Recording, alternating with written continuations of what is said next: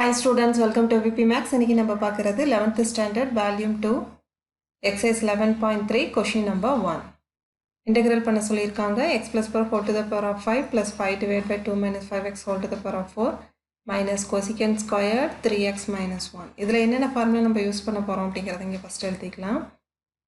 Integral x power n into dx அப்படினு இருந்ததுனா x power n plus 1 divided by n plus 1 plus c n not equal to minus 1 அதே மாதிரி cot x நம்ம differentiation பண்றப்போ நமக்கு minus cosecant squared x கிடைக்கும்.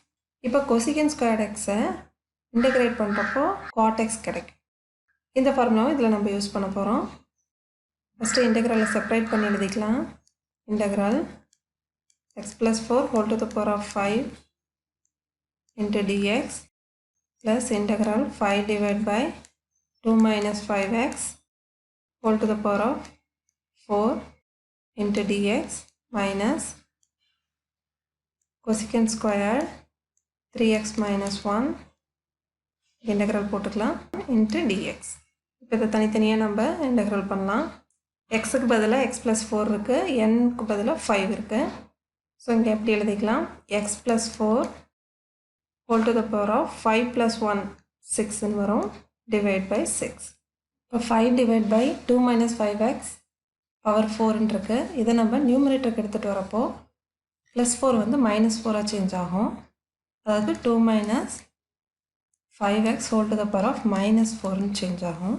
இப்போ already இங்கே ஒரு 5 இருக்கு. x ஓட கோஎஃபிஷியன்ட் minus 5 இருக்கு. minus 1 by 5 நம்ம இங்கே எழுதிடலாம். நெக்ஸ்ட் இதை வந்து x power n அப்படிங்கிற ஃபார்மேட்டில் எழுதலாம். இப்போ 2 minus 5x minus 4 plus 1 divide by minus 4 plus 1 இங்கே மைனஸ் இருக்கு. cot x டிஃப்ரென்ஷியல் பண்ணுறப்போ மைனஸ் cosecant squared x நம்மளுக்கு கிடைக்குது. இப்போ cosecant squared x இன்டெக்ரல் பண்ணுறப்போ நம்மளுக்கு cot x திரும்ப கிடைக்கும். இப்போ ஆல்ரெடி இங்கே ஒரு மைனஸ் இருக்குது, அது இல்லாமல் சம்மில் ஒரு மைனஸ் இருக்குது. ஸோ இங்கே வந்து ப்ளஸ் ஆயிரும். இப்போ cosecant squared x நம்ம பண்ணுறப்போ நம்மளுக்கு cot xக்கு பதிலாக 3x minus 1 கிடைக்கும். இப்போ xோட கோஎஃபிஷியன்ட் பார்த்தீங்கன்னா இங்கே 3 இருக்குது. ஸோ அது 1 by 3 நம்ம முன்னாடி எழுதிக்கலாம். ப்ளஸ் c நம்மளுக்கு கிடைக்கும். இப்போ இதை கரெக்ட் பண்ணி எழுதலாம். x plus 4 whole to the power of 6 by 6 இந்த 5க்கு இந்த 5 நம்ம கேன்சல் பண்ணிக்கலாம். இங்கே வந்து minus 4 plus 1 minus 3 கிடைக்கும். ஆல்ரெடி இங்கே ஒரு மைனஸ் இருக்குது. ஸோ இந்த மைனஸும் நம்ம கேன்சல் பண்ணிக்க முடியும்.